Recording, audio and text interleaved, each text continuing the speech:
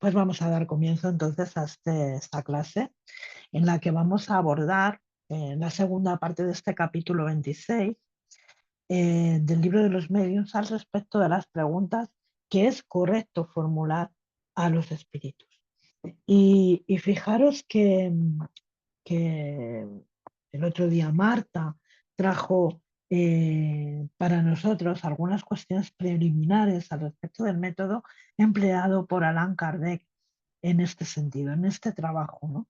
De cuestionar, de preguntar, de extraer informaciones aprovechando precisamente estos fenómenos mediúnicos, ¿no? En esta primera parte, en estas observaciones preliminares, Allan Kardec nos señalaba la importancia del fondo y la importancia de la forma a la hora de elaborar y de preparar estas cuestiones. Bueno, pues como estaba diciendo, Allan Kardec nos está eh, informando, nos está ilustrando sobre esta forma de hacer, ¿no?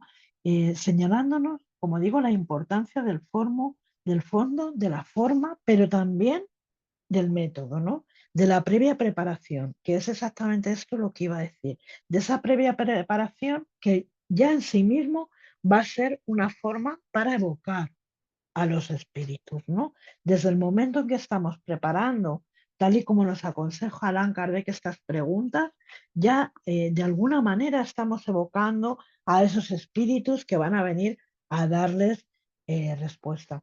Y dice, como comentó Marta, cosas muy interesantes, ¿no? Porque él dice que el fondo es lo que más atención nos exige, más que la forma, que tiene que ser una forma correcta, ¿no? Dirigirnos a los espíritus con educación, dirigirnos a los espíritus, eh, bueno, en fin, pues como quisiésemos que cualquiera se dirigiera a nosotros mismos, está esta cuestión del fondo, en el que debemos de poner atención sobre todo a una cosa muy, muy importante, ¿no? Que tiene que ver con todo aquello que pueda dar lugar a que el espíritu interprete que le estamos poniendo a prueba. Es decir, que las preguntas sean dirigidas o planteadas de tal manera que el espíritu se sienta coartado, no sienta que de alguna manera estamos intentando probar su veracidad, su identidad, en fin, lo que sea.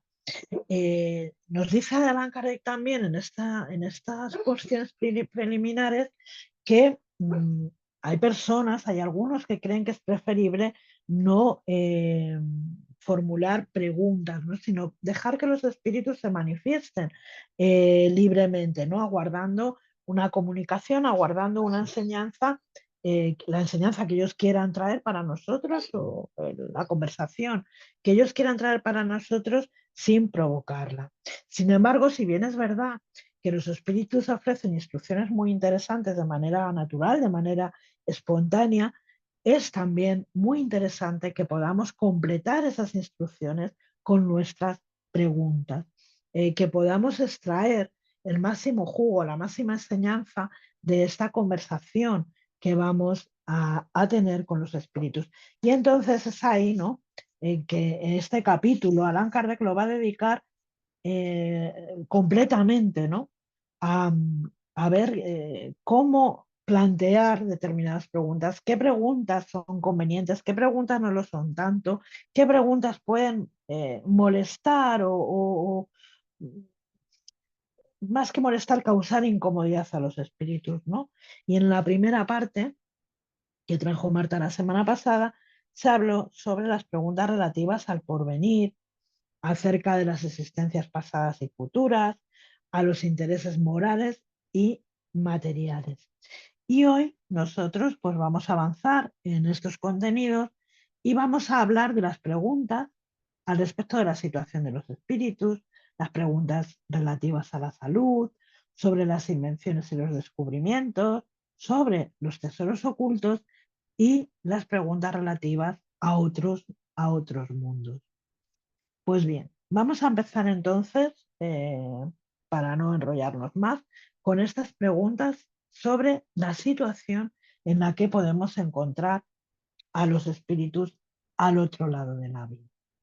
Yo creo que aquí no hace falta más que remitirnos al estudio previo de los viernes, ¿no? Que es el cielo y el infierno, donde estamos viendo claramente este método empleado por Kardec a la hora de preguntar a los espíritus, ¿no? Las preguntas son secuenciales, una pregunta lleva a la otra, un método ordenado que nos va a permitir recabar el máximo de información posible, ¿no? Y vamos a ver cómo los espíritus, cuando se utiliza este método, cuando además del fondo, ¿no? Que no es cuestionarles, sino que por el contrario es aprender, es querer instruirnos, pues atendemos a la forma, vamos a ver que los espíritus están encantados, están felices de poder responder sobre todo aquello que les atañe. En este sentido, ¿no? Preguntar sobre su situación. Entonces, en el ítem 21 eh, se cuestiona lo siguiente. ¿Podemos pedir a los espíritus informaciones sobre la situación en que se encuentran en el mundo de los espíritus? Y el espíritu contesta sí, y las proporcionan de buen grado cuando el pedido es dictado por la simpatía y el deseo de ser útil y no por la curiosidad. Fijaros cómo el mismo espíritu ya señala esta cuestión de la curiosidad, esta cuestión de querer indagar en aquello que no nos interesa, no nos importa, no es de nuestra incumbencia. Tenemos que tener muy presente que los espíritus, cuando ellos consideran que tienen que decirnos algo de una manera natural, de una manera espontánea, eh, como en cualquier conversación que podamos tener con un encarnado, estas cuestiones surgen. Surgen, pues eso, de una manera natural, fuera de todo preconcepto, fuera de todo prejuicio, en fin. ¿Por qué digo esto? Porque a veces tratamos a los espíritus de una manera totalmente diferente a cómo trataríamos a una persona si la tuviéramos delante, por el mero hecho de no verlos o por el mero hecho de que nos genere dudas su presencia, los tratamos de manera distinta y a veces intentamos meter la uña más allá de lo que es de sentido común, de lo que es de educación y de lo que es razonable. Y desde luego, si el espíritu de alguna manera detecta o se hace consciente de que nuestra intención no es del todo una intención loable, nuestro deseo no es exactamente el de aprender, sino el de esa curiosidad vana, esa curiosidad fútil, pues desde luego la comunicación con él se va a hacer bastante más complicada, por no decir que en determinados momentos cuando los espíritus sienten esto, directamente se retiran, es decir, no participan, salvo que sean espíritus livianos, espíritus, bueno, pues que les da igual una cosa que la otra, que participan también de esa curiosidad, ¿no? Pues eso se quedarán, pero un espíritu serio, inmediatamente en cuanto que él sienta vibratoriamente que hay una segunda intención, pues lo más probable es que se aparte, ¿no? Se retire. Por eso dicen con mucha claridad en esta respuesta que cuando ese pedido es dictado por la simpatía, es decir, dictado por la afinidad, por esa necesidad de comprender, de conocer, de saber su situación con un fin instructivo, ¿no? Bueno, pero vamos un poquito más adelante, porque dice, ¿pueden los espíritus, en el siguiente ítem, ¿pueden los espíritus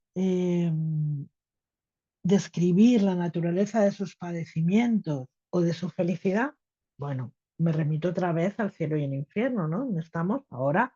Hoy acabamos de terminar de hablar de los espíritus felices, pero vamos a ir viendo esos espíritus que están en un estado más neutro, estos espíritus que son desgraciados, que sufren, espíritus de suicidas. Vamos a ir viendo cómo ellos van a describir perfectamente y han descrito perfectamente en esta primera parte, estos espíritus felices de los que hablo, cuál es la naturaleza de sus sensaciones, de sus pensamientos, de sus sentimientos, de su felicidad o de su incomodidad, ¿no? Una vez que han ingresado en el mundo espiritual. Y nos dice este espíritu, ¿no? Que está respondiendo a estas preguntas, que perfectamente, ¿no? Y que las revelaciones de esta clase pues son una gran enseñanza para vosotros, porque os inician en el conocimiento de la verdadera naturaleza de las penas y las recompensas futuras, ¿no? Y ahí me uno, total, me sumo a todo lo que nos ha comentado Jesús en la clase de hoy, ¿no?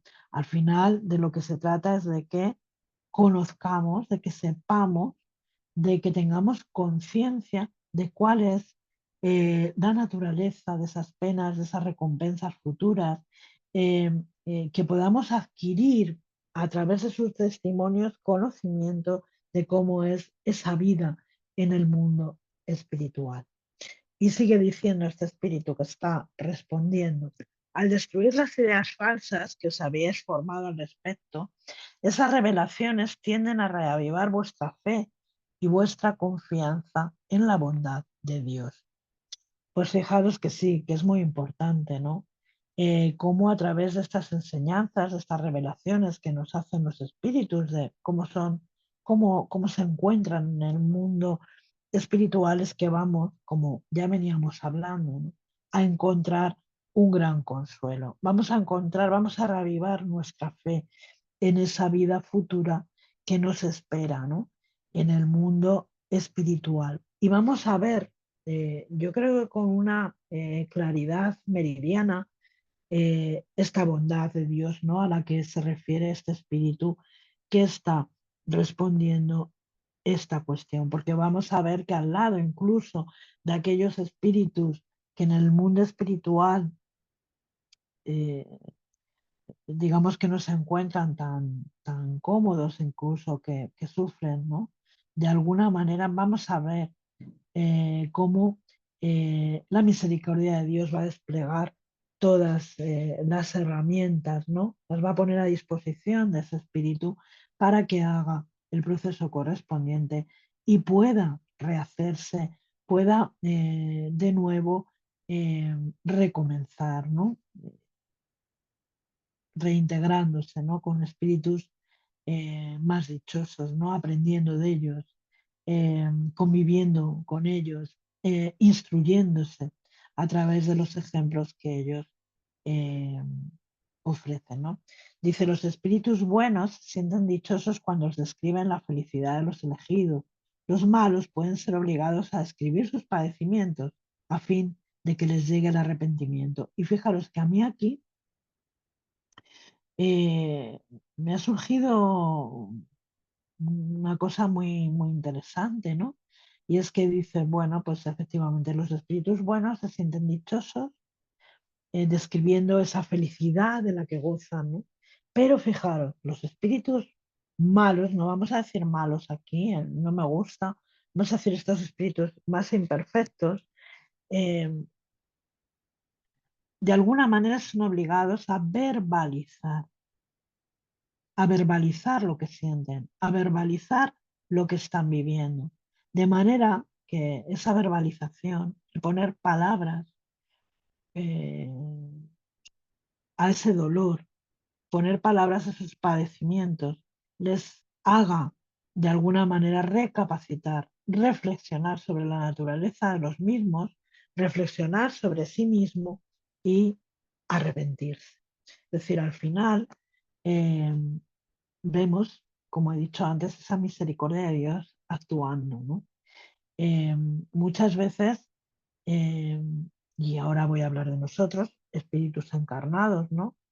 Eh, tenemos angustias, tenemos dolores, tenemos, en fin, esos, esas cosas, ¿no? Que nos flagelan por dentro, ¿no?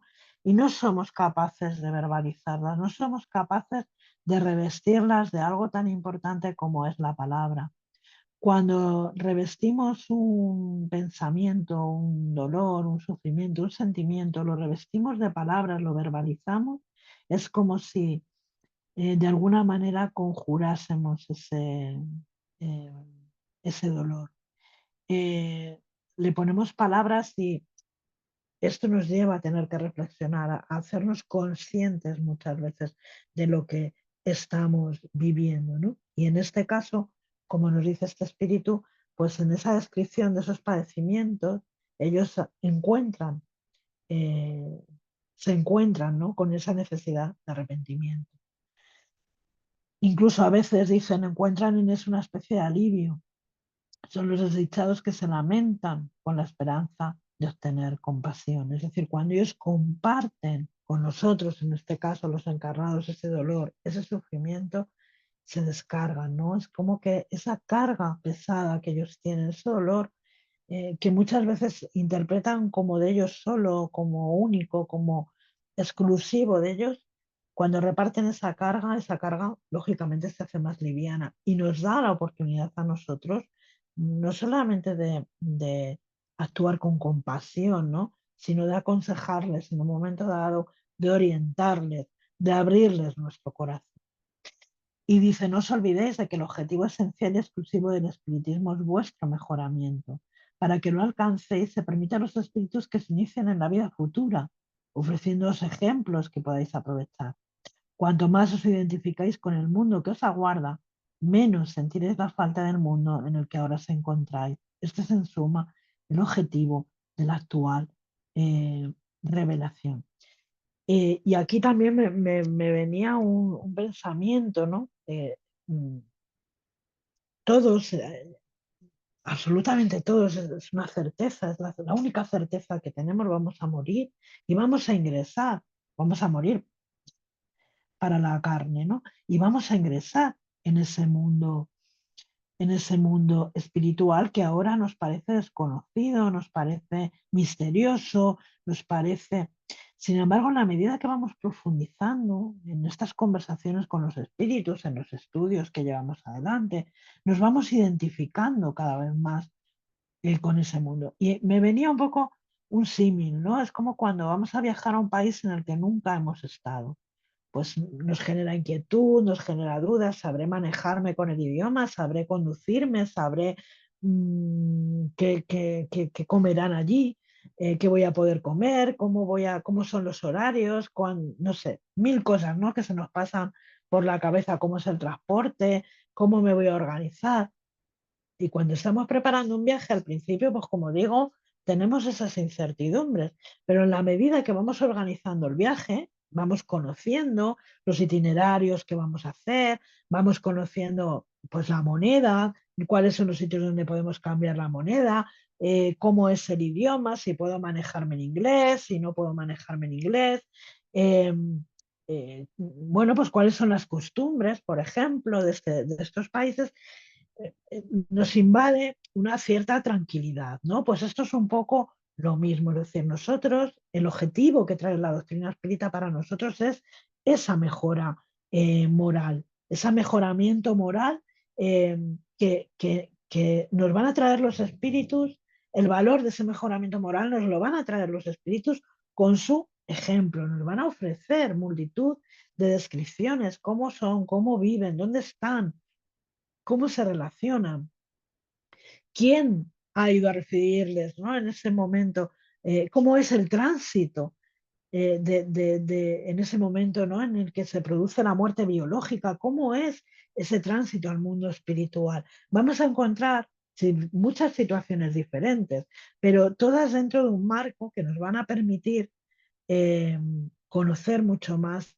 ese lugar en el que esperemos que más tarde que pronto vayamos a ingresar todos nosotros, de manera que podamos poco a poco irnos identificando con esa vida que nos espera. Y sigue preguntando, ¿no? En el ítem 23 dice, si evocamos a una persona cuyo destino ignoramos, ¿podemos saber por medio de ella misma si todavía existe? Esta pregunta es muy interesante porque nos está remitiendo a una cuestión que se plantea muchas veces. No sabemos de una persona desde hace mucho tiempo, no conseguimos dar con ella, no podemos. Entonces aquí lo que se está planteando es que evoquemos a esa persona para saber si está viva o está muerta, ¿no?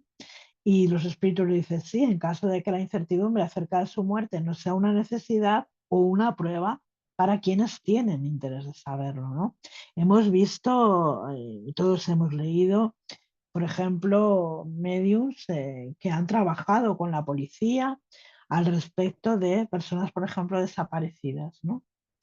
Eh, Hay mediums que muy exitosos en ese sentido, como digo, que trabajan con la policía, no estos que se ofrecen voluntariamente a las familias para sacarles el dinero, no, no estamos hablando de eso. Estamos hablando de personas serias y han conseguido eh, encontrar a estos familiares desaparecidos, ¿no? Muchas veces porque estos familiares se habían desencarnado y otras porque habían desaparecido, pero estaban vivos y había esa necesidad de encontrarlos. Pero fijaros, la salvedad que hacen los espíritus es que siempre que no sea una prueba para quienes tienen interés de saberlo, es decir, siempre que esta cuestión no sea una prueba por la que tengan que atravesar los familiares, los amigos, los seres queridos de esta persona por la que tenemos este interés. Y en la pregunta 23 indaga aún más, ¿no? Dice, si ha muerto, podría relatar o podrá relatar las circunstancias de su muerte de modo que puedan ser verificadas. Y dice, si atribuye alguna importancia a eso, podrá hacerlo. De lo contrario, no se preocupará demasiado. Yo creo que aquí cabe algún ejemplo que podemos poner, ¿no? Entre los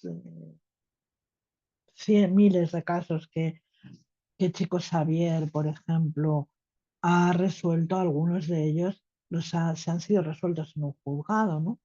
Donde a través de la psicografía se ha podido resolver alguno de estos casos en los que se ha absuelto a los presuntos culpables de, pues, por ejemplo, de un supuesto crimen, ¿no? Que no fue tal.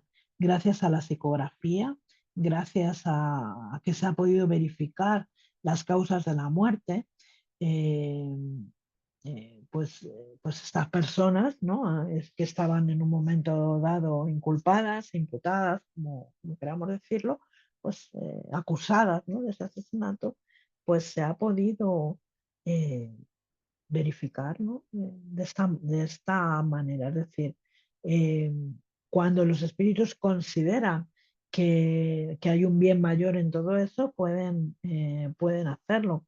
Si no, pues como dice la pregunta, no se preocupan demasiado por este tipo de cuestiones. Y vamos a ver una observación que nos deja aquí el maestro Kardec.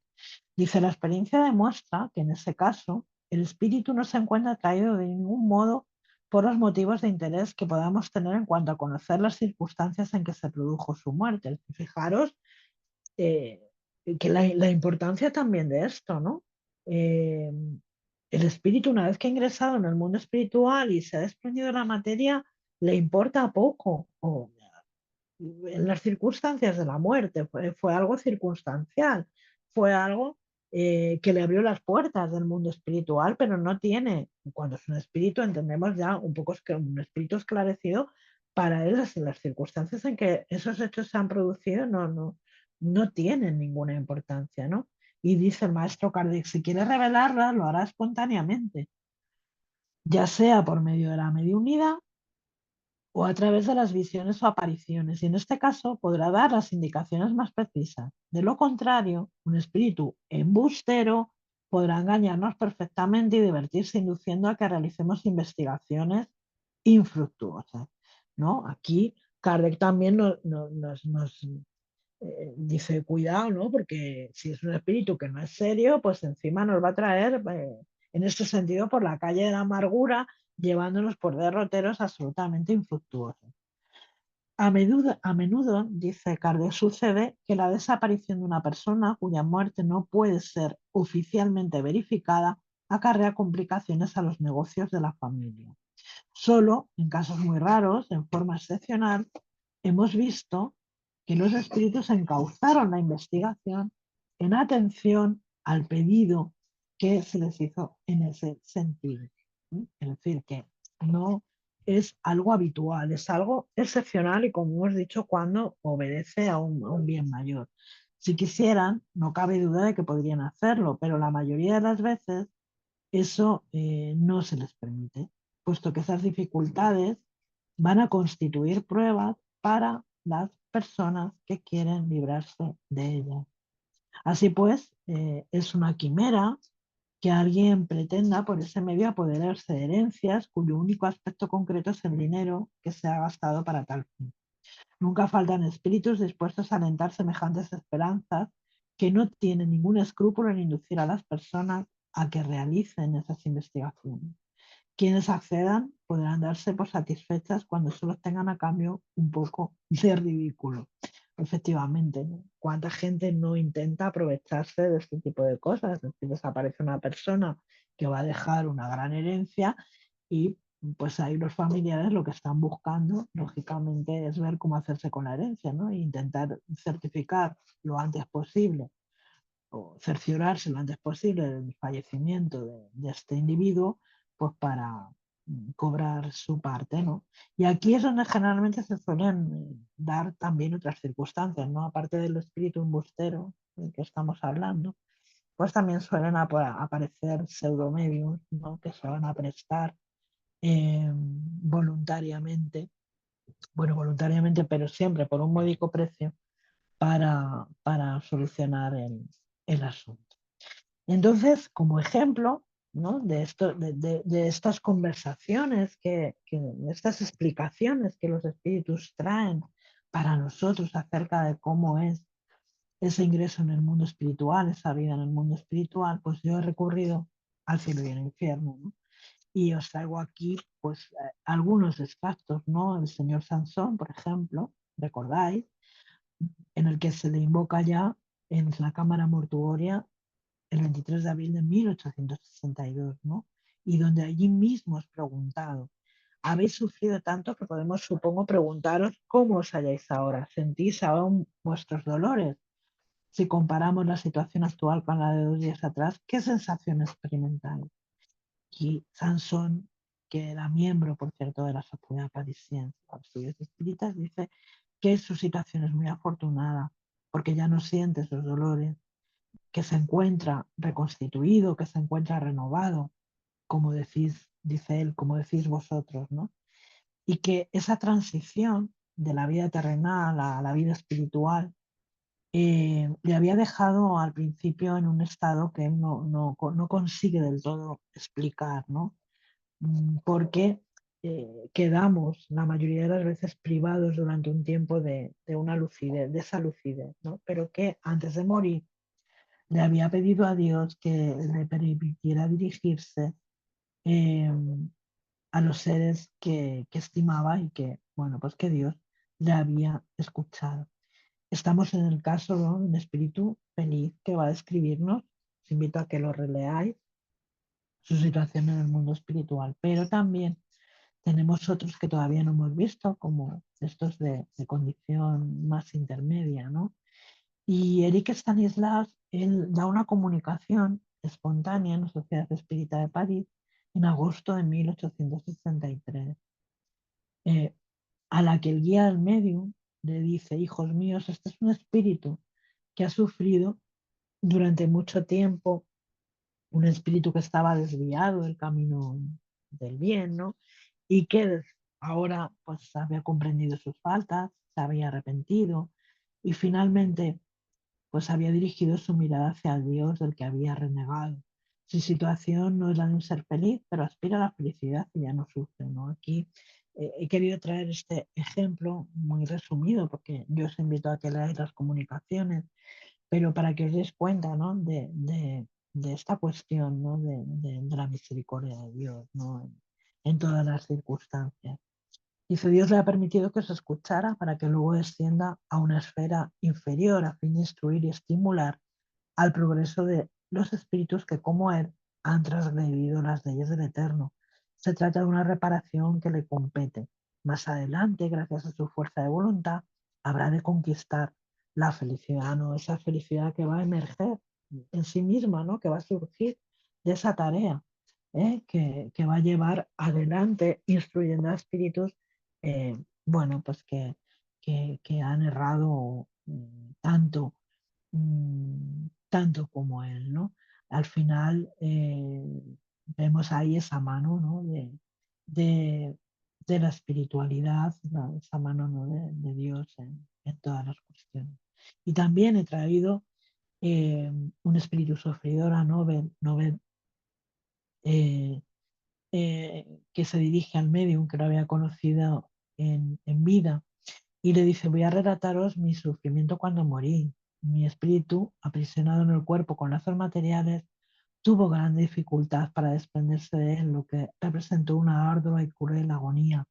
La vida que yo dejaba a los 24 años era todavía tan vigorosa que no creía en la posibilidad de perderla. Buscaba mi cuerpo, estaba espantado y horrorizado al verme perdido en un torbellino de sombras. Por fin, la conciencia de mi estado y la revelación de las faltas que había cometido en todas mis encarnaciones se me presentaron súbitamente, ¿no? Actúa aquí esta revisión de la vida, en este caso de todas sus encarnaciones, un aspecto también curioso.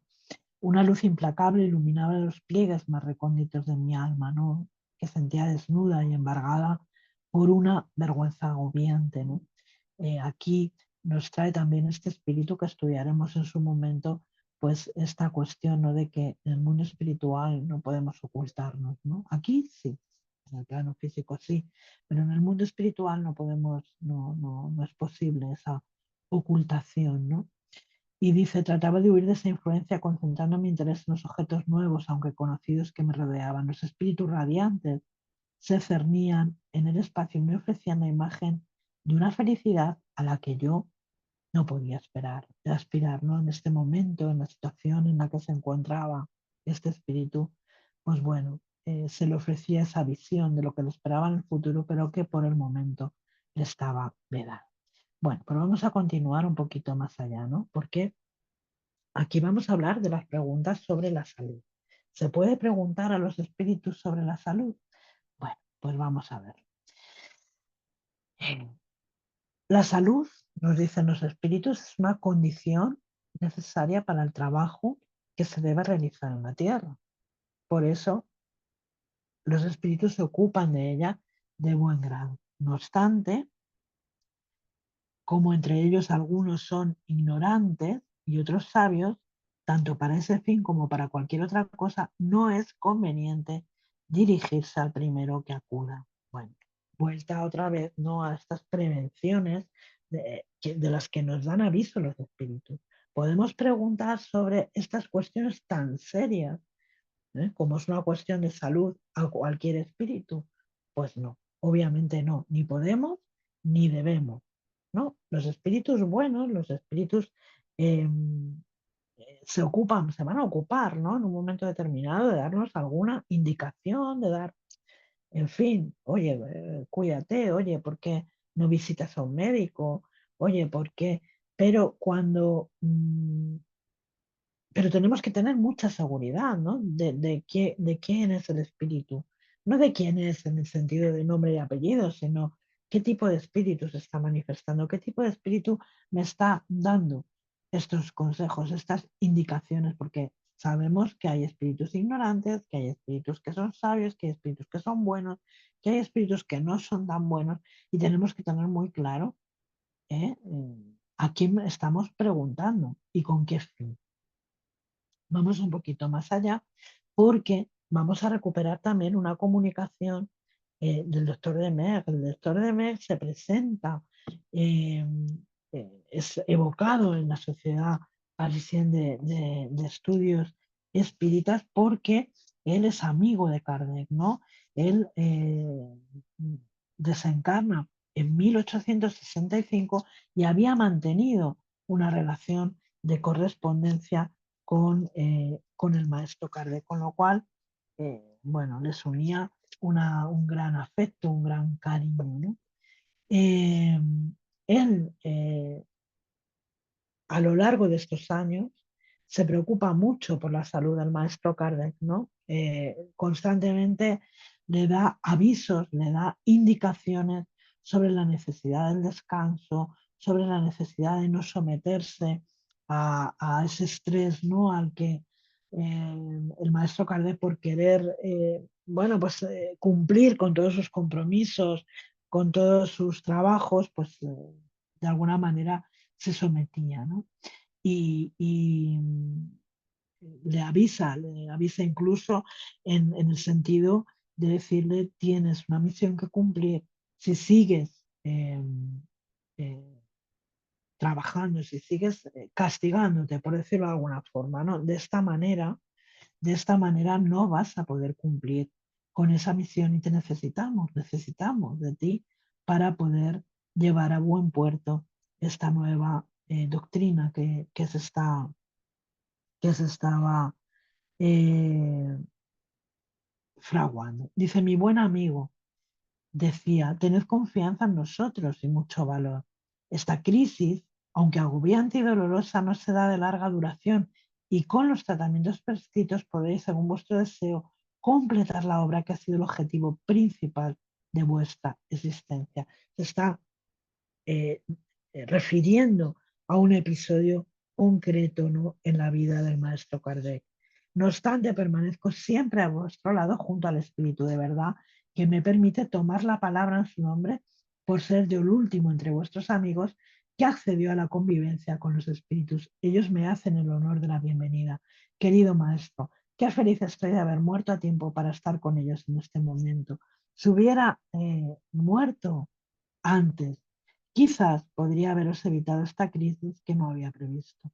Hacía muy poco tiempo que estaba desencarnado como para ocuparme de alguna otra cosa que no fuese lo espiritual. Pero ahora velaré por vos, querido maestro. Aquí estoy, vuestro hermano y amigo, feliz de ser espíritu para estar a vuestro lado y atenderos en vuestra enfermedad. Conocéis el proverbio, ayúdate y el cielo te ayudará. Ayudad pues a los espíritus buenos en los cuidados que os dispensan, cumpliendo estrictamente sus prescripciones. Hace demasiado calor aquí. Este carbón os produce fatiga. Mientras estéis enfermos, no lo encendáis, pues aumenta vuestra opresión. Los gases que de él se desprenden son deleterios. Vuestro amigo, el doctor Demer. ¿No? Estamos viendo cómo él se refiere a una crisis respiratoria que estaba atravesando el maestro Kardec en aquel tiempo, en aquel momento. Pues vamos más allá, ¿no? Porque en el ítem 25 Allan Kardec sigue preguntando. Si nos dirigimos al espíritu de una celebridad médica, ¿estaremos más seguros de obtener un buen consejo? Y dice una cosa muy interesante y que también se va a venir repitiendo en diferentes artículos, en diferentes comentarios, ¿no? Dice, las celebridades terrenales no son infalibles y suelen cultivar ideas sistemáticas que no siempre son correctas y de las cuales la muerte no las libera inmediatamente. La ciencia de la Tierra es muy poca cosa al lado de la ciencia celestial. Solo los espíritus superiores poseen esta última, aunque sus nombres no resulten conocidos. Pueden saber mucho más que vuestros sabios en relación con todas las cosas. La ciencia no determina por sí sola la superioridad de los espíritus. Nosotros sabemos que esa superioridad reside en lo moral, no en la instrucción, no tanto en el conocimiento, en este caso en el conocimiento médico, en el conocimiento científico, sino en la vivencia moral, ¿no? Tanto es así que vosotros quedaríais muy asombrados si conocierais el lugar que algunos sabios ocupan entre nosotros. Por consiguiente, es posible que el espíritu de un sabio no sepa más que cuando estaba en la tierra, en caso de que no haya progresado como espíritu. Fijaros qué importante este mensaje, esta respuesta, ¿no? Que nos ofrecen los espíritus. Eh, Viene a decir, bueno, es que muchos de aquellos que vosotros consideráis como inminencias en la tierra, bueno, no lo son tanto, ¿no? En el mundo espiritual. Y muchos, además, lejos de ingresar en el plano espiritual y seguir aprendiendo para mejor ayudar, para mejor servir, se mantienen, ¿no? En sus ideas, se mantienen en su, en fin, ¿no? Pues entendemos que revestidos de ese orgullo pues se mantienen en sus posturas, incapaces de seguir aprendiendo en el mundo espiritual. Por esto, no podemos estar seguros al 100% de estar recibiendo un buen consejo, ¿de acuerdo? Porque el espíritu se llame fulanito o petanito. ¿M?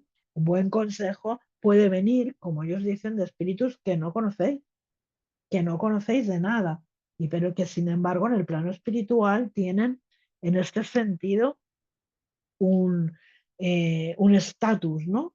En cuanto a sus conocimientos, en cuanto a su sabiduría y en cuanto también a su moralidad, ¿no? Y que he traído para recordar este caso, que sí que lo hemos visto ya más veces, de la revista Espírita de marzo de 1860, de la señorita Goudou, ¿no? La señorita Goudou, ella recibe, nos dicen los espíritus que ella había recibido una instrucción común, eh, y que, bueno, eh, lo principal de todo esto, de esa educación que había recibido, es que no debía ser obra de los hombres, ¿no? Porque ella desde pequeña empieza a indagar en el mundo de la medicina, pero recibe su instrucción cuando se decide hacerse o convertirse en una medium curativa, porque un espíritu concreto, se dedica a instruirla, ¿no? Eh, este espíritu que la instruye, la enseña libros, grabados, dibujos y le explica todo aquello que tiene que ver con la constitución, la fisiología y la anatomía del cuerpo humano. También la instruye sobre las propiedades de las plantas, sobre los efectos de la electricidad, y nos dicen que ella no es sonámbula, que nadie la adormece, que totalmente despierta y bien despierta es que puede penetrar a los enfermos con su mirada y saber exactamente qué está ocurriendo, de manera que el espíritu le indica los remedios que ella, que había estado estudiando, como digo, y que había estado formándose con este espíritu, ella misma prepara y aplica, ¿no? Y dice, cuidando y tratando las más repugnantes heridas con la devoción de una hermana de caridad. Comenzaron a darle la composición de ciertos ungüentos que en pocos días curaban los panadizos y las heridas de poca gravedad, y esto con el objetivo de irla habituando poco a poco, sin mucha, sin mucha repugnancia, todas las horribles y repulsivas miserias que pasarían por delante de sus ojos, poniendo la fineza y la delicadeza de sus sentidos ante las pruebas más duras, ¿no? Al respecto de esta señorita Godú, hay varios artículos en distintos números de la revista Espírita que son muy, muy interesantes y muy ilustrativos, ¿no? De cómo efectivamente los espíritus, cuando hay una predisposición, cuando hay un natural interés, una afán por instruirnos, nos van a ayudar. Incluso, fijaros en este caso, instruyendo desde el mundo espiritual a esta medium, ¿no? Que se convirtió en un verdadero fenómeno, ¿no? En cuanto a las curaciones. Y vamos a continuar con el ítem 26 porque queda todavía bastante. El sabio, cuando vuelve a ser espíritu, reconoce sus errores científicos y nos dicen, si llegó a un grado suficientemente elevado que le permita despojarse de su vanidad y comprender que su desarrollo no está completo, lo reconoce y los confiesa sin avergonzarse. Con todo, si todavía no está suficientemente desmaterializado, puede conservar algunos de los prejuicios de que estaba imbuido en la tierra, ¿no? Bueno, pues un poco lo que hemos dicho antes. Vamos a ver también cómo muchos de estos espíritus, cuando llegan al mundo espiritual, nos hablan precisamente de los equívocos, ¿no? De lo equivocados que estaban al respecto de algunas cuestiones. Pero siempre y cuando, ¿no? Como es el caso, estamos hablando de espíritus pues con un esclarecimiento, con mucha humildad, espíritus, ¿no? En los que también hay un afán por su parte de ellos mismos de instruirse y también de esclarecerse, ¿no? Y esto les lleva a analizar esos errores y a darse cuenta de que efectivamente estaban equivocados. Y la siguiente pregunta también es muy interesante. Dice, si un médico evocase los espíritus de sus pacientes que han muerto, podría obtener informaciones acerca de la causa de sus muertes, así como de las equivocaciones que tal vez él mismo cometió durante sus tratamientos, a fin de incrementar de ese modo su experiencia. Y dicen, sí, podría, y eso le resultaría muy útil, sobre todo si consiguiera la asistencia de espíritus esclarecidos, que suplirían la falta de conocimiento de ciertos pacientes, ¿no? Es arriesgado, en este sentido, evocar a los pacientes a personas como cualquiera de nosotros que no tenemos conocimientos médicos, pero fijaros lo que dicen, ¿no? Habría otros espíritus mucho más esclarecidos que suplirían esa falta de conocimiento nuestra, dando las informaciones pertinentes, ¿no? Pero, no obstante, para eso sería necesario, nos dicen, que realizar ese estudio con seriedad y asiduidad, con un fin humanitario, humanitario, ¿no? Y no como un medio para adquirir saber, riqueza sin esfuerzo. Qué maravilloso sería si la ciencia médica aceptara, ¿no? Esta vivencia espiritual, aceptara de una vez y para siempre que todos somos espíritus, que la vida continúa más allá de la muerte y que hay un continuo intercambio entre el plano físico y el plano espiritual que lo abarca todo. No solamente nos vamos a quedar en los fenómenos mediúnicos, en la fenomenología, que tanta maravilla y tanto curiosidad despierta, ¿no? Sino que revestidos de esa humildad, revestidos de esa necesidad de instrucción y de conocimiento, podríamos nutrirnos, ¿no? De las informaciones que vienen del mundo espiritual con el fin de aliviar el dolor, con el fin de aliviar el sufrimiento de muchos enfermos.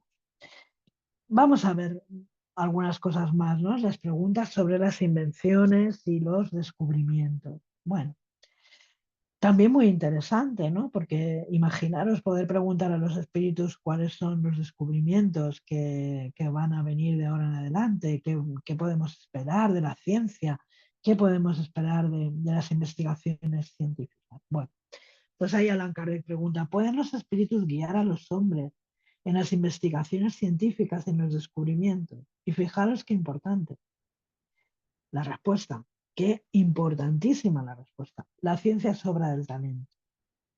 La ciencia es obra del talento. Solo debe adquirirse por medio del trabajo, puesto que solamente mediante el trabajo el hombre avanza en su camino.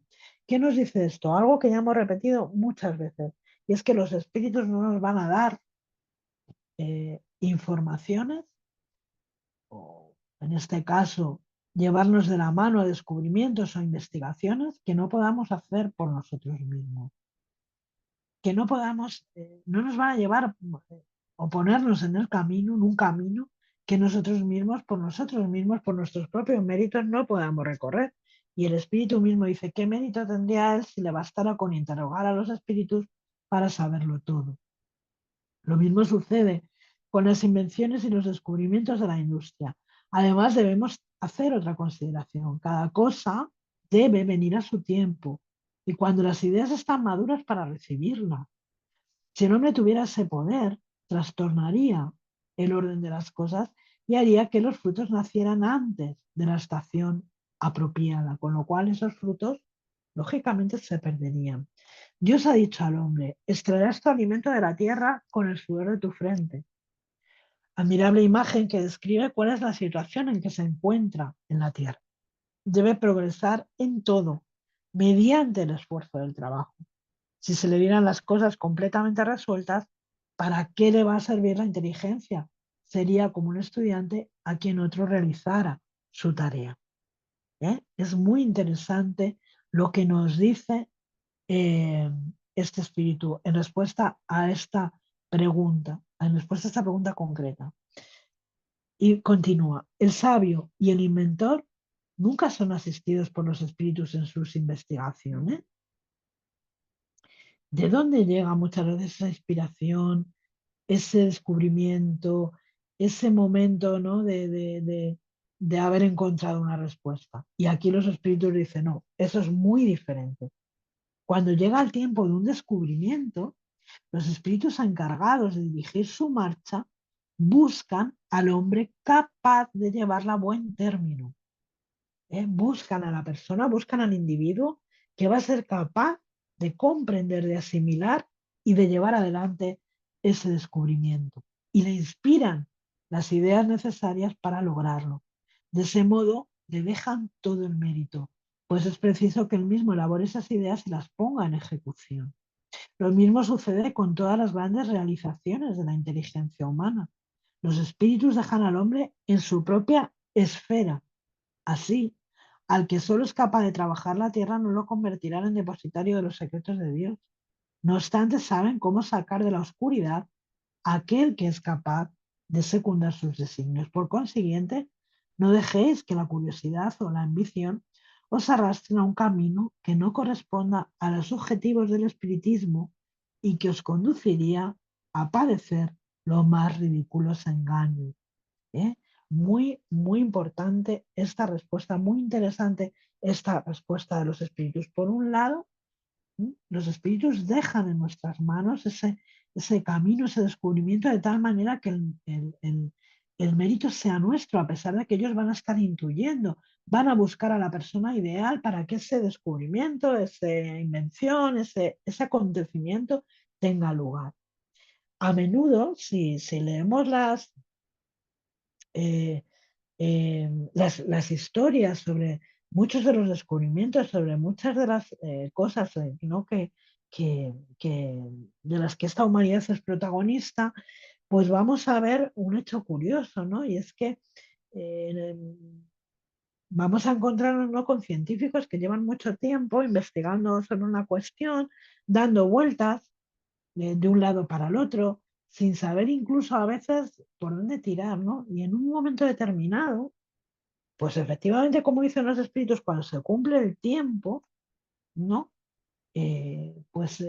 Sucede de repente bueno, es ese momento de éxtasis en que el científico recibe esa inspiración, esa intuición del mundo espiritual sobre una cuestión.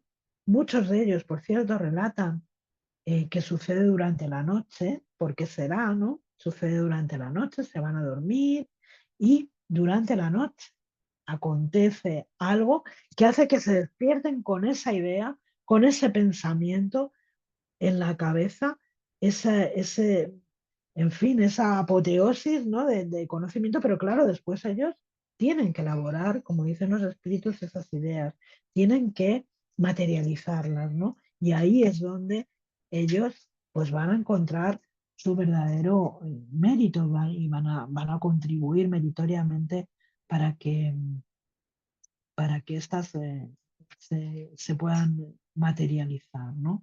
¿Qué sucede en ese momento de esa, bueno, de esa apoteosis, ¿no? Diría yo, del conocimiento? Pues que estos espíritus muchas veces durante la noche son conducidos a lugares, ¿no?, en el plano espiritual donde son instruidos, donde se les ofrece esa idea, se les ofrece ese pensamiento que van a plasmar una vez ya despierten, ¿no?, a la mañana siguiente, al día siguiente. Van a venir ya con esa idea, van a venir incluso con un mapa mental, ¿no?, de aquello que tienen que hacer, de aquellas ideas que tienen que poner en marcha. Y vamos entonces a la observación que nos hace Kardec. Dice: el conocimiento más profundo del espiritismo ha calmado la fiebre de los descubrimientos que al principio muchos se jactaban de realizar por medio de él, ¿no? Había muchas personas que intentaban, ¿no?, por este medio, pues preguntar, indagar, cuestionar a los espíritus sobre algunas cuestiones, ¿no?, de tesoros ocultos, el descubrimiento de ciudades bíblicas. O sea, hay mucha literatura en este sentido, ¿no? Fue como, efectivamente, como dice Carla, como una especie de fiebre, ¿no? Incluso hubo quienes llegaron a solicitar a los espíritus recetas para teñir y hacer crecer el cabello, curar los callos de los pies, etc. Sabemos que muchas personas que, convencidas que así harían fortuna, solo consiguieron procedimientos más o menos ridículos. Lo mismo sucede cuando se pretende, con la ayuda de los espíritus, penetrar los misterios del origen de las cosas. Algunos espíritus, tienen sus propios sistemas acerca de estas materias, sistemas que no valen más que los de los hombres y a los cuales es prudente acoger con la mayor reserva. Y aquí he traído un ejemplo de la revista Espírita de agosto de 1860 de Tirolier, el físico, que desencarnó en 1844. He traído el artículo prácticamente entero porque me parecía interesante, ¿no? Él se ocupaba activamente en la búsqueda de un motor destinado a reemplazar el motor de vapor y pensó haberlo encontrado en el ácido carbónico que él había conseguido condensar. Por entonces el vapor era considerado un medio tosco y extraño de locomoción. Al respecto, es leída la siguiente noticia en la crónica de Le Patrie del 22 de septiembre de 1859.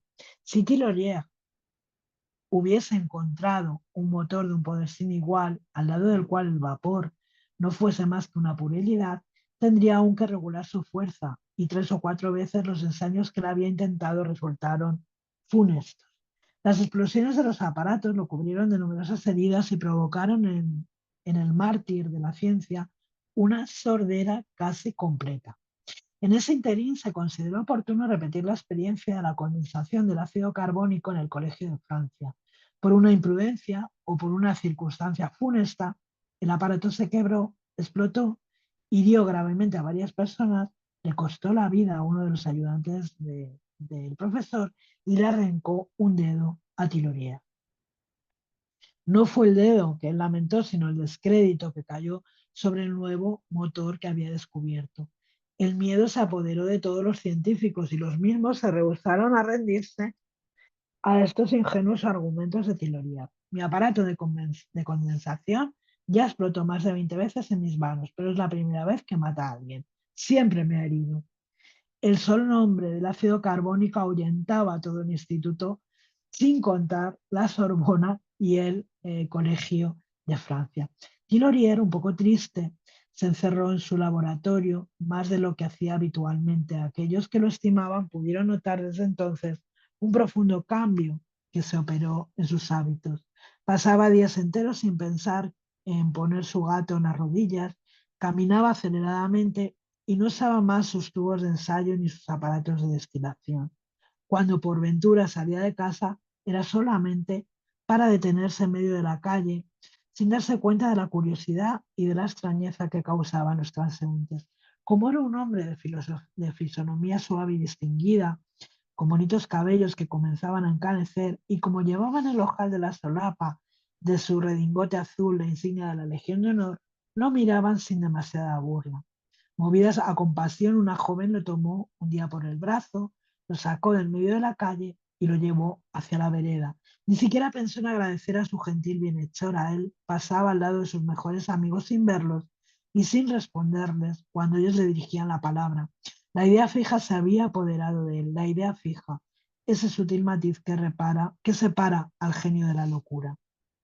Un día, conversando con uno de sus amigos en el laboratorio, Thilorier dijo: pues bien, finalmente resolví mi problema. Como sabes, hace algunas semanas mi aparato de condensación se quebró en la Sorbona. ¿Algunas semanas? Esto fue hace varios años. Ah, continuó él sin perturbarse. Entonces llevé tanto tiempo para resolver mi problema. A fin de cuentas, ¿qué importan algunas semanas, algunos años y ya tengo la solución? Sí, amigo mío, no solo una explosión es imposible, sino que yo también domino esa fuerza terrible. Hago lo que quiero con ella, es mi esclava. Puedo usar la voluntad para arrastrar masas enormes, para mover máquinas gigantescas o para obligarla a desempeñar sin perjuicio las funciones más delicadas y más frágiles. Y como yo lo miraba con estupefacción, exclamó riéndose: no dudes, crees en lo que te digo, observa estos planes, estos diseños, y si no crees en lo que está delante de tus ojos, escúchame. E inmediatamente, con una lucidez que no dejaba ninguna duda posible, incluso para un hombre extraño a los arcanos de la ciencia, explicaba los medios que pretendía poner en práctica. No se le podía hacer una sola objeción. Su teoría era irrefutable en todos los puntos. Necesito 3 días para fabricar mi aparato, continuó él. Quiero construirlo enteramente con mis manos. Ven a verme pasado mañana y tú que no me abandonaste, tú que no dudaste de mí, tú que me defendiste con la pluma, tú serás el primero en disfrutar y en compartir mi éxito. En efecto, yo era fiel. Cuando volví y pasé por la portería, la encargada me llamó. Ah, señor, me dijo ella, qué gran infortunio, ¿no es verdad? Un hombre tan valiente, una persona verdaderamente auténtica, morir tan rápido. ¿A qué se refiere? Al señor Tillorier. Murió hace poco. Ah, infelizmente ella decía la verdad. Una muerte súbita sorprendió a mi desdichado amigo en su laboratorio. ¿Y qué ocurrió con su descubrimiento? En su casa no se encontró ningún trazo de los diseños que me había mostrado. Sus notas, es que la dejó, también fueron perdidas. ¿Había encontrado él la solución que buscaba para su gran problema?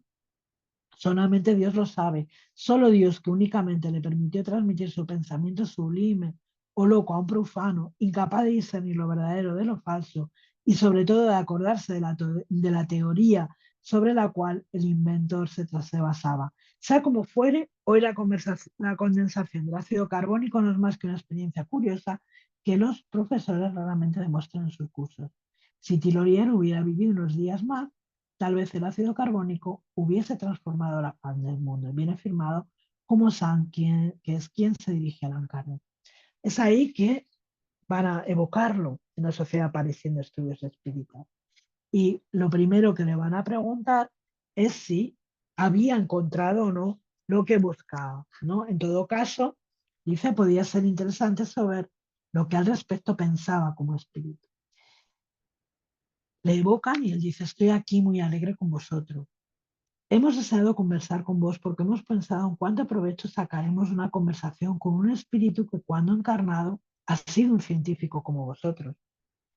Un científico en espíritu es a menudo bien más elevado en la tierra que en el cielo. Ya recordamos las preguntas que ha hecho Kardec anteriormente en este sentido. Sin embargo, cuando la ciencia sea compañera de la moralidad, será una garantía de superioridad espírita. Como físico estuvisteis ocupado especialmente en la búsqueda de un motor para reemplazar el vapor y pensasteis haberlo encontrado en el ácido carbónico condensado. ¿Qué pensáis ahora al respecto? Mi idea era tan fija sobre este objeto de estudio que me había hecho tener un sueño en la víspera de mi muerte, o para ser más exacto, en el momento de mi resurrección espiritual. Algunos días antes de morir pensasteis haber encontrado la solución de la dificultad práctica. ¿Habéis realmente encontrado ese medio? Os he dicho que la sobreexcitación de mi imaginación me había hecho tener un sueño fantástico sobre ese asunto y que enuncié despierto en términos propios era lo que llamáis locura. Lo que yo había soñado no era absolutamente aplicable. ¿Estabais aquí cuando fue leída la noticia que hizo referencia a vos? Sí. ¿Qué pensáis al respecto? Poca cosa. Reposo en el seno de mi ángel guardián porque mi pobre alma ha salido muy herida de mi cuerpo miserable. A pesar de eso, ¿podríais responder algunas preguntas relativas a las ciencias? Si por el momento no hay inconvenientes en volver a entrar en el laberinto de la ciencia. ¿Pensáis que el vapor pueda ser reemplazado un día por otro motor? Este será aún más perfeccionado. Sin embargo, creo que en el futuro la inteligencia humana encontrará un medio de simplificarlo todavía más. ¿Qué pensáis del aire comprimido como motor? El aire comprimido es un excelente motor más leve que el vapor y más económico. Cuando se sepa utilizarlo tendrá más fuerza y por lo tanto más velocidad. ¿Qué pensáis ahora del ácido carbónico condensado usado para tal fin? Yo estaba aún muy atrasado, serían necesarias numerosas experiencias y estudios largos y difíciles para llegar a un resultado satisfactorio. La ciencia tiene tanto por hacer. ¿Habéis vuelto a ver a Arago? Sí. ¿Conversáis juntos sobre las ciencias? Algunas veces las facultades de nuestra inteligencia se vuelven hacia los estudios humanos. Gustamos mucho de asistir a las experiencias que se hacen, pero cuando se regresa al cielo, uno no piensa más en esto. Y además, por el momento, estoy reposando, como ya os he dicho. Os ruego, os ruego que aún respondas a una cuestión muy seria y si no la podéis contestar por vos mismo, tened la bondad de asistiros por un espíritu que esté más apto para responderla. Siempre nos han dicho que los descubrimientos sugieren ideas a los hombres y que muchos descubrimientos tienen ese origen. Pero como todos los espíritus no saben todo y por eso buscan instruirse, ¿podrías decirnos algunos de ellos hacen investigaciones y descubrimientos en la condición de espíritu? Fijaros qué pregunta tan interesante. Dicen sí, cuando un espíritu ha llegado a un grado bien adelantado, Dios le confía una misión y le encarga de ocuparse de tal o cual ciencia que sea útil a los hombres. Entonces, esta inteligencia, que es obediente a Dios, busca en los secretos de la naturaleza que Dios le permite vislumbrar todo lo que sea necesario para aprender esto. Y cuando lo hubo estudiado bastante, se dirige a un hombre capaz de captar lo que a su turno puede enseñarle. De repente este hombre es visitado insistentemente por un pensamiento. Solo piensa en eso. Habla de ese pensamiento a cada instante. Sueña con él a la noche. Escucha voces celestiales que le hablan. Después, cuando todo está bien desarrollado en su cabeza, este hombre anuncia al mundo un descubrimiento o un perfeccionamiento. Es así que la mayoría de los grandes hombres han sido inspirados. La verdad es que me ha encantado esta lectura. Espero que a vosotros también, ¿no? Porque aclara todo cuanto estaba contenido en ese grupo de preguntas. Y ahora vamos a ver sobre los tesoros ocultos. ¿Pueden los espíritus hacer que se descubran tesoros ocultos? Y son muy tajantes, ¿no? Los espíritus superiores no se ocupan de esas cosas, pero los espíritus burlones suelen aludir a tesoros que no existen o se complacen en señalar su presencia en un lugar cuando en realidad se encuentran en un lugar opuesto. Esto tiene su utilidad, pues demuestra que la verdadera riqueza está en el trabajo. Si la providencia destina riquezas ocultas a alguien, esa persona las encontrará naturalmente y no de otro modo. ¿Qué se debe pensar acerca de la creencia en los espíritus guardianes de tesoros ocultos? Qué interesante, ¿verdad? Porque esto está también muy relacionado con las leyendas, está muy relacionado con historias, ¿no? Que todos hemos oído contar en este sentido. Dice, los espíritus que aún no están desmaterializados se apegan a las cosas. Los avaros que han ocultado sus tesoros, después de muertos, podrán todavía vigilarlos y cuidarlos. Y la perplejidad que padecen al ver que alguien los encuentra y se los lleva, constituye uno de sus castigos, hasta que comprendan lo inútil de esa actitud. Existen asimismo los espíritus de la Tierra, encargados de dirigir las transformaciones interiores del planeta, quienes por alegoría han sido transformados en guardianes de esas riquezas naturales, ¿no? Y aquí pues nos vienen a la memoria historias de fantasía, como la cueva de Alí Baba, nos vienen historias eh, también vividas por mediums, ¿no? En las que recuerdo concretamente una medium muy amiga que falleció hace algunos años ya, que nos recordaba cómo bueno, antes de la guerra, durante la guerra y en la posguerra se reunían, ¿no? En una casa cerca de la zona de Puerta de Toledo, por la calle Segovia, por esa zona, ¿no? Y cómo cuando entraban al portal de aquella vivienda podían observar al espíritu de un musulmán eh, que estaba con una bolsa de monedas de oro contando las monedas de oro, ¿no? Como muchas veces en aquellas reuniones mediúnicas clandestinas evocaban a este espíritu hasta que le hicieron comprender la inutilidad de aquello, ¿no? Obviamente no se pusieron a buscar las monedas de oro, pero era curioso, ¿no? Como aquel musulmán posiblemente estaría allí desde la época en la que, en la que Madrid era efectivamente una ciudad musulmana, ¿no? Con su alcázar en el lugar donde está ahora el Palacio Real y esa muralla árabe, ¿no? Y cómo este espíritu permanecía apegado a aquellas monedas de oro.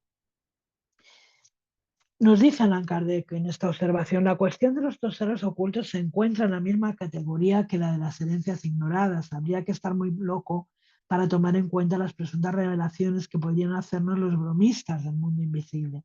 Ya hemos dicho que cuando los espíritus quieren o pueden hacer semejantes revelaciones, lo hacen de forma espontánea y para eso no necesitan medios. Y nos pone aquí Allan Kardec un ejemplo. Una señora acababa de perder a su marido después de 30 años de matrimonio. Sin recursos, estaba lista para que sus hijastros la desalojaran de su domicilio, pese a que había sido para ellos como una verdadera madre. Su desesperación había llegado al extremo cuando una noche se le apareció su marido y le dijo que lo acompañara hasta su despacho. Una vez allí, le mostró su escritorio, que aún tenía colocados los sellos judiciales, y por un efecto de doble vista le hizo ver el interior, señalándole un cajón secreto que ella no conocía y cuyo mecanismo le explicó agregando: dado que yo había previsto lo que ahora te sucede, quise garantizar tu futuro. Este cajón guarda la redacción de mi última voluntad. Te lego el usufructo de esta casa y una renta de... Después desapareció. El día en que fueron quitados los sellos judiciales, nadie pudo abrir aquel cajón. Entonces la señora narró lo que le había sucedido y, de acuerdo con las instrucciones de su esposo, lo abrió. Ahí estaba el testamento, en un todo de conformidad con lo que se había anunciado. Pues vamos a ir terminando porque aquí Allan Kardec en este ítem 296 nos va a hablar de las preguntas sobre otros mundos. ¿Qué grado de confianza podemos tener en relación a las descripciones que los diferentes mundos hacen de los espíritus? Bueno, hemos visto, ¿no?, cómo en innumerables artículos, varios artículos en la revista Espírita, en diferentes años, eh, eh, vamos a ver estas descripciones de los mundos, ¿no? De la casa de Mozart en Júpiter, Júpiter, Venus. Vamos a ver estas descripciones que los espíritus hacen de esos mundos. Y aquí contestan, depende del grado de adelanto real de los espíritus que hacen esas descripciones. Pues bien comprenderéis que los espíritus vulgares son tan incapaces de informaros a ese respecto como entre vosotros lo es un ignorante cuando se trata de describir todos los países de la Tierra. Muchas veces formuláis preguntas científicas acerca de esos mundos que esos espíritus no pueden resolver. Si ellos tienen buena fe, hablarán al respecto según sus ideas personales. Si son espíritus frívolos, se divertirán al daros descripciones extravagantes y fantásticas, tanto más cuanto que esos espíritus, que en la erraticidad están provistos de tanta imaginación como en la tierra, extraen de esa facultad la narración de muchas cosas absolutamente irreales. No obstante, no creáis que sea absolutamente imposible obtener algunas informaciones sobre estos mundos. Los espíritus buenos se complacen incluso en describir los orbes en que ellos habitan, a fin de que os sirva de enseñanza con miras a vuestro mejoramiento, así como para comprometeros a seguir el camino que habría de conduciros a esos mundos. Es un modo de fijar vuestras ideas sobre el porvenir y de no dejaros en la incertidumbre. ¿Cómo podemos controlar la exactitud de esas descripciones? El mejor control es la concordancia que pueda existir entre ellas. Recordad, no obstante, que el objetivo de esas descripciones es vuestro mejoramiento moral y que por consiguiente se os podrá informar mejor sobre el estado moral de los habitantes que sobre el estado físico o geológico de esos mundos. Con vuestros actuales conocimientos no podríais comprender esto último. Este estudio no serviría de nada para vuestro progreso en la Tierra. Además, tendréis la oportunidad de hacerlo cuando estéis en esos mundos. Y Kardec nos trae otra observación. Las preguntas sobre la constitución física y los elementos astronómicos de los mundos pertenecen al ámbito de las investigaciones científicas. Los espíritus no pueden evitarnos esa tarea. De lo contrario, a un astrónomo le resultaría mucho más cómodo encargar sus cálculos a los espíritus, aunque por supuesto con el cuidado de no divulgar quienes lo hicieron. Si los espíritus pudieran, por medio de la revelación, evitar el trabajo que implica un descubrimiento, es probable que lo harían en favor de un sabio suficientemente modesto como para que reconociera abiertamente el origen de sus logros y no en provecho de los orgullosos que reniegan de ellos. A los orgullosos, por el contrario, los espíritus a menudo reservan decepciones para su amor propio. Y ya como último, tenemos esta comunicación de agosto de 1862, una descripción, un dictado espontáneo en espíritu sobre el planeta Venus al señor Costel. En esta descripción se nos dice que el planeta Venus está en un punto intermedio entre Mercurio y Júpiter, que sus habitantes tienen la misma conformación física que la nuestra. La mayor o mayor belleza ideal en las formas es la única diferencia trazada entre los seres creados. Las utiliza el aire de Venus, comparable al de las altas montañas, lo hace inadecuado para vuestros pulmones, se ignoran las enfermedades, sus habitantes se alimentan únicamente de frutas y productos lácteos, ignoran la bárbara costumbre de darse un festín con los cadáveres de los animales, ferocidad que solo existe en los planetas inferiores. Como resultado, las groseras necesidades del cuerpo son aniquiladas y el amor se adorna con todas las pasiones y todas las perfecciones soñadas solo en la tierra. Como en la aurora, cuando las formas se ponen indecisas y se ahogan en la niebla de la mañana, la perfección del alma próxima a completarse tiene las ignorancias y los deseos de la infancia feliz. La naturaleza misma viste la gracia de la felicidad velada. Sus formas suaves y redondeadas no tienen la violencia y aspereza de los sitios terrestres. El mar, hondo y tranquilo, ignora la tempestad. Los árboles nunca se doblan bajo la fuerza de la tormenta y el invierno no los despoja de su verdor. Nada es sobresaliente, todo ríe, todo es dulce. La moral impresa con tranquilidad y ternura no necesita represión para permanecer pura y fuerte. La forma política asume la expresión de la familia. Cada tribu o aglomeración de individuos tiene su jefe elegido por rango de edad.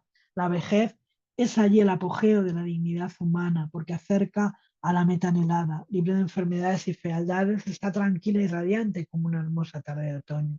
La industria terrestre, aplicada a la búsqueda ansiosa del bienestar material, se simplifica y casi desaparece en las regiones superiores donde no tiene razón de existir. Las artes sublimes lo reemplazan y adquieren un desarrollo y una perfección que vuestros groseros sentidos no pueden imaginar. La ropa es uniforme, grandes vestidos blancos envuelven al cuerpo con sus pliegues armoniosos que no deforman. Todo es fácil para estos seres que solo desean a Dios y que despojados de groseros intereses viven sencillos y casi luminosos. Esta comunicación espontánea en la que este espíritu George nos habla de este mundo de Venus, eh, veis que no ha sido necesario, ¿no?, preguntar, que no ha sido necesario indagar. Él, de una manera espontánea, de una manera natural, nos expresa todo esto al respecto de estos mundos. Bueno, yo quiero daros las gracias por la escucha tan paciente que habéis tenido y espero que esta clase pues haya sido de provecho para todos. Gracias.